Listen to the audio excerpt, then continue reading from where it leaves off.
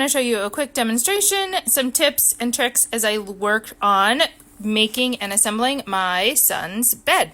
It already comes with the Allen wrench. All you really need is just a simple screwdriver. First, you're going to put the legs onto the short little sides. The legs themselves are labeled. If you look at the top or the bottom, you'll see A and B.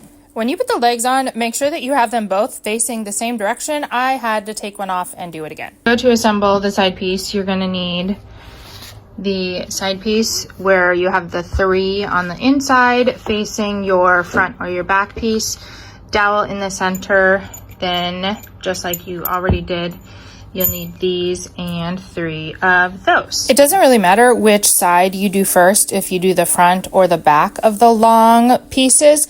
I ended up doing the front. I think it would actually be a little bit more sturdy if I did the back instead. Since I got the bed without the door, the only attachment is on the bottom part, which it actually was pretty stable. I was expecting it to be a little wobbly, but it really wasn't bad at all. The final piece is just assembling the other side.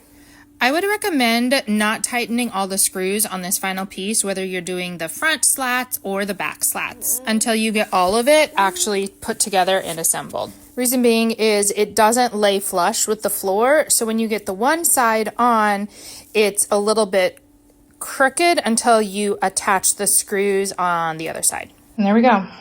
It took me 24 minutes to get this part assembled. Now I'm going to look at and see how to get the wooden slats across the bottom.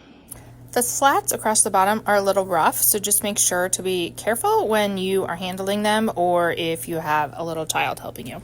Make sure to use the correct side up on the slats. There's one spot that is just plain and then the other side has a little indentation for the top of the screw. If you look closely at the directions, it does list specific measurements for how far apart each one of the slats are supposed to be. I did measure, but it seems like the distance in the directions is maybe a little short. So you might just need to play around with it. Here it is all fully assembled. I think it probably took longer or just as long to put the slats in as it did to assemble the outside. But it seems like it's pretty sturdy. Even this side where it only has the opening. So now I'm really excited to see what my son thinks.